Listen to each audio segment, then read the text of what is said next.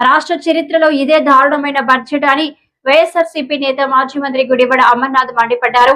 ఇవాళ తూర్పు గోదావరి జిల్లా కిర్లంపూడిలో కాపు ఉద్యమ నేత పార్టీ నాయకుడు ముద్రగడ పద్మనాభంను వైఎస్ఆర్సీపీ నేతలు పరామర్శించారు. అనంతరం అక్కడి నేతలు మీడియాతో మాట్లాడారు. రావడం జరిగింది. ఇప్పుడు వారిని కలవాలని చెప్పి అనుకున్నాం, కానీ కాస్త నీరసంగా ఉంది. మధ్యాహ్నం తర్వాత కలుద్దామని చెప్పి వారు విల్లింగ్నెస్ని మధ్యాహ్నం తెలియజేయడంతో మళ్ళీ 3 గంటలకి కలవాలని చెప్పి నిర్ణయం తీసుకున్నాం. అయితే ఈ జరిగినటువంటి ఇన్సిడెంట్లో ఏదైతే రాంబాబు గారి మీద జరిగినటువంటి దాడి, వారిని హతమార్చాలని చెప్పి జరిగినటువంటి దాడి, వారి కుటుంబం మీద జరిగినటువంటి దాడి, వారి ఇంటి మీద జరిగినటువంటి దాడి కాబడినటువంటి వారందరూనేమో నష్టపోయి జైల్లో ఉన్నారు. దాడి చేసినటువంటి వారు, తిట్టినటువంటి వారు, ప్రేరేపించినటువంటి వారు, ఇంటి మీద దాడికి వచ్చినటువంటి వారు, వారిని హతమార్చాలని చెప్పి చూసినటువంటి వారు, ఇంటికి నిప్పు పెట్టినటువంటి వారు బెయిల్ మీద బయట తిరుగుతూ ఉన్నారు. ఇది రాష్ట్రంలో నడుస్తున్నటువంటి రాజ్యాంగం. ఈరోజు ఎంత పెద్ద ఎత్తున రైతులు కానీ, మహిళలు కానీ, నిరుద్యోగ యువత కానీ రాష్ట్రంలో ఇబ్బందులు పడుతూ ఉన్నటువంటి పరిస్థితుల్లో వారు అధికారంలోకి వచ్చి 2 సంవత్సరాలు పూర్తవుతూ ఉన్నా వారిని పట్టించుకునేటువంటి నాదుడు ప్రభుత్వంలో లేడు అనేటువంటి మాట రాష్ట్రంలో ఉన్నటువంటి పేదవాడు గగ్గోలు పెడతా ఉన్నా ఇవేవి కూడా వారికి పట్టట్లేదు. కేవలం 20 మాసాల్లో పబ్లిసిటీ, మార్కెటింగు, ఈవెంట్ మేనేజ్మెంటు ఇవి మాత్రమే ఈ రాష్ట్రంలో జరుగుతూ ఉన్నాయి తప్ప రాష్ట్రంలో ఏ రంగానికి కూడా మేలు చేసినటువంటి పరిస్థితిలో ఈ ప్రభుత్వం లేదు. మొన్న బడ్జెట్ ప్రవేశపెట్టారు. మొట్టమొదటిసారి అసలు అప్పు ఎంత తీసుకున్నారో, ఎంత ఖర్చు పెట్టారో, దేనికి ఖర్చు పెట్టారో, బడ్జెట్ ఎస్టిమేట్స్ ఏంటో కనీస అవగాహన లేనటువంటి కూర్పు ఏదైతే ఉందో నాకు తెలిసి బహుశా స్వతంత్రం వచ్చిన తర్వాత ఆంధ్రప్రదేశ్ రాష్ట్ర చరిత్రలో ప్రవేశపెట్టినటువంటి బడ్జెట్ ఏదైనా ఉందంటే మొన్న ప్రవేశపెట్టినటువంటి బడ్జెట్. సహజంగా అప్పులు చేసినటువంటి ఏ ప్రభుత్వం అన్నా చేసినటువంటి అప్పుకి ఖర్చు ఆ రాష్ట్రంలో ఉన్నటువంటి పేదవాడి సంక్షేమం కోసమో, రాష్ట్ర అభివృద్ధి కోసమో, రాష్ట్రంలో అసెట్ బిల్డింగ్ కోసమో సహజంగా ప్రభుత్వాలు అప్పులు చేస్తూ ఉంటాయి. కానీ గడిచినటువంటి 20 మాసాల్లో ఈ రాష్ట్ర ప్రభుత్వం చేసినటువంటి 2.5 లక్షల కోట్ల రూపాయల అప్పు మాత్రమే కనబడుతుంది తప్ప ఖర్చు కనబడట్లేదు. పోనీ చేసినటువంటి అప్పు ఏమైపోయిందనంటే చంద్రబాబు నాయుడు గారికి, ఆయన కొడుక్కి తప్ప ఎవరికి తెలియదు. ఆ రోజు మేము 3 లక్షల కోట్ల రూపాయలు అప్పు చేశామని చెప్పి 3,20,000 కోట్ల రూపాయలు జగన్మోహన్ రెడ్డి గారి ప్రభుత్వంలో అప్పులు చేశామని చెప్పి రిపోర్ట్స్ చెప్తా ఉన్నాయి. అన్ని రకాలైనటువంటి ఫైనాన్షియల్ రిపోర్ట్స్ చెప్తా ఉంటే అందులో మేము 2,75,000 కోట్ల రూపాయలు డైరెక్ట్ బెనిఫిషరీ ట్రాన్స్ఫర్ కింద పేదవాడికి సంక్షేమం అందించామనేటువంటిది కూడా ప్రజలు చెప్తా ఉన్నారు. అంటే 3 లక్షల కోట్ల రూపాయలు అప్పు చేస్తే 2,75,000 కోట్ల రూపాయలు పేదవాడికి పంచాం. కానీ 20 మాసాల్లో 2.5 లక్షల కోట్ల రూపాయలు అప్పు చేసి 1 రూపాయి కూడా పేదవాడికి పంచకుండా మరి ఆ డబ్బుని ఏం చేశాడో ఈ ముఖ్యమంత్రి గారు రాష్ట్ర ప్రజలకు సమాధానం చెప్పాలి. వారు చెప్తున్నటువంటి సూపర్ 6 హామీల్లో ఏ హామీని కూడా పూర్తిగా అమలు చేయకుండా, కనీసం బడ్జెట్లో కేటాయింపులు పెట్టకుండా ఈరోజు మా బడ్జెట్ దేనికి ప్రవేశపెట్టారో కూడా తెలియనటువంటి పరిస్థితిలో ఉన్నాం. ఈరోజు రానటువంటి ఈ 3 సంవత్సరాల కాలంలో బహుశా నాకు తెలిసి రోజుకి 500 కోట్ల రూపాయలు అప్పు చేస్తూ ఉన్నాడు ముఖ్యమంత్రి గారు. ఈ 2 సంవత్సరాల్లో దాదాపు 3 లక్షల కోట్ల రూపాయలు, మరో 3 సంవత్సరాలు మరో 5 లక్షల కోట్ల రూపాయలు అప్పు చేస్తాడు, లేదా 6 లక్షల కోట్ల రూపాయలు అప్పులు చేస్తాడు.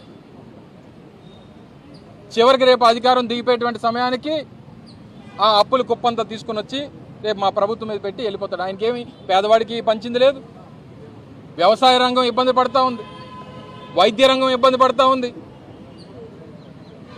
విద్యారంగం ఇబ్బంది పడుతూ ఉంది. ఈ మధ్యకాలంలోనే గత సంవత్సర కాలంలో చూశారు యూరియా కోసం రోడ్ల మీద ఏ రకంగా రైతులు కొట్టుకునేటువంటి పరిస్థితి వచ్చిందో. విద్య ఫీజు రీయింబర్స్మెంట్ 6,000 కోట్ల రూపాయలు బకాయిలు, ఆరోగ్యశ్రీ వైద్యం 5,000 కోట్ల రూపాయలు బకాయిలు. ఇంకా డాక్టర్లు వైద్యం ఏమందిస్తారు? పేదవాడికి వైద్యం ఏం అందుతుంది? పేదవాడి ప్రాణాలు ఎలా కాపాడతారు?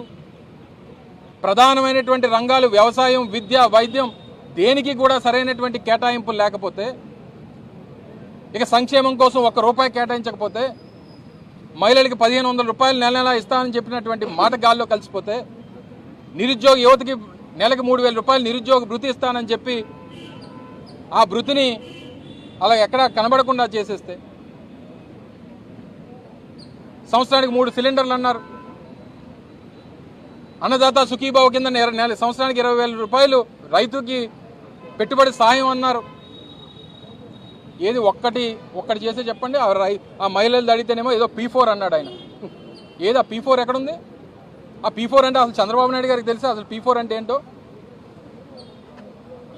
ఇవన్నీ వదిలేసి, పేదవాడికి చేయాల్సినటువంటి కార్యక్రమాలను వదిలేసి చివరి రాంబాబు గారి మీద కేసు పెడతాం, ఆయన్ని ప్రేరేపిస్తాం, ఆయన తల్లి తిడతాం, ఆయన చెల్లిని తిడతాం, ఆయన భార్యని తిడతాం, ఆయన ఏం మాట్లాడడానికి వీల్లేదు, ఒకవేళ తిరిగి మాట్లాడితే కేసులు పెడతాం.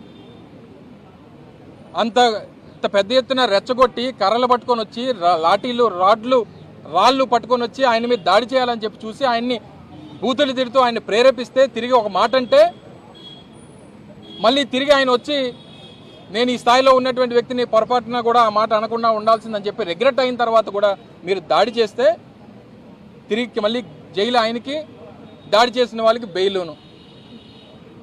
ఇది ఎక్కడ కూడా ఈ రాజ్యాంగం బహుశా దేశంలో ఎక్కడ కూడా ఉండదు. ప్రపంచంలోనే చెప్పుకుంటాం, భారతదేశంలో అతిపెద్ద ప్రజాస్వామ్యం అని చెప్పుకునేటువంటి భారతదేశంలో ఒక్క ఆంధ్రప్రదేశ్ రాష్ట్రంలో మాత్రం అంబేద్కర్ గారు రచించినటువంటి రాజ్యాంగం నడవట్లేదు. కేవలం లోకేష్ రచించినటువంటి రాజ్యాంగం, రెడ్ బుక్ రాజ్యాంగం మాత్రమే నడుస్తూ ఉంది అనేటువంటి దానికి ఇవన్నీ ఉదాహరణలు. మీరు రేపు బిల్ గేట్స్ గారిని తీసుకొని వస్తే ఏముంది, లేకపోతే ఇంకొకరిని తీసుకొస్తే ఏముంది? ఈ రాష్ట్రంలో లా అండ్ ఆర్డర్ లేనప్పుడు, పరిస్థితులు రాజ్యాంగం బద్ధంగా నడవనప్పుడు ఎంతమంది హేమీలు తీసుకొని వచ్చినా ఈ రాష్ట్రానికి ఒరిగేది ఏమి ఉండదు అనేటువంటి విషయాన్ని గమనించమని చెప్పి కోరుతా ఉన్నాను.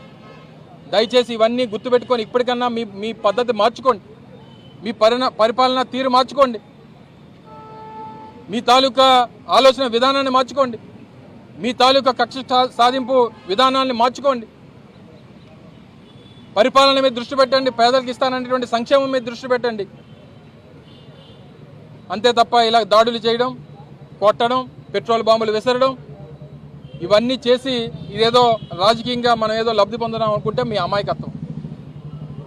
ఆయన మొన్న జైల్లో వచ్చి తగ్గేదేలే అని చెప్పి సైగ చేసినందుకు దాని మీద అసెంబ్లీలో చర్చ. ఏం అర్థం ఉందా? దాని మీద చర్చ పెట్టాల్సినటువంటి అవసరం ఉందా? సో ఇవన్నీ కూడా ఇప్పటికన్నా మీ తాలూకా ఆలోచన విధానాన్ని మార్చుకోండి. ప్రజల సంక్షేమం పట్ల, రాష్ట్రంలో ఉన్నటువంటి వివిధ రంగాల పట్ల మీ తాలూకా ఆలోచన విధానాన్ని మరచి రాష్ట్రానికి, రాష్ట్ర ప్రజలకి, రాష్ట్రంలో పేదవాడికి మంచి చేసేటువంటి ఆలోచన ఈ ప్రభుత్వానికి రావాలని చెప్పి, చివరికి ఆ దేవుడితో కూడా మీరు పరాచకాలు ఆడేటువంటి పరిస్థితి వచ్చింది. కర్మ అనేటువంటిది ప్రతి ఒక్కరికి ఏదో రోజు ఆ కర్మ తాలూకా రుచిని చూపించేటువంటి రోజు కూడా చంద్రబాబు నాయుడు గారికి, సోకాల్ టీం అందరికీ వస్తుంది అనేటువంటి విషయాన్ని ఈ సందర్భంగా మరొకసారి గమనించమని చెప్పి కోరుతా ఉన్నా.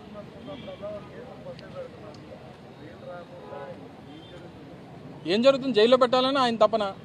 చంద్రబాబు నాయుడు గారికి ఏంటంటే ఆ గోడలు లేదా చెరసాల్లోని పెడితే వీళ్ళు ఏదో భయపడతారనుకునేటువంటి రకం. పూర్వం సామెత ఉంది, పిల్లిని